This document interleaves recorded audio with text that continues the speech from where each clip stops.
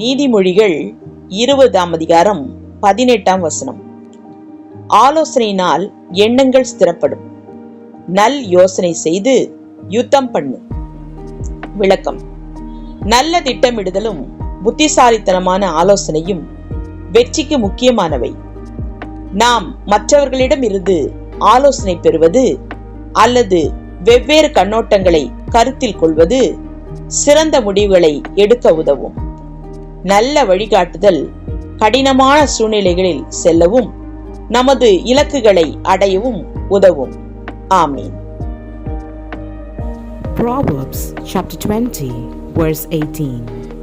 Plans are established by counsel, by wise guidance wage war. Amen.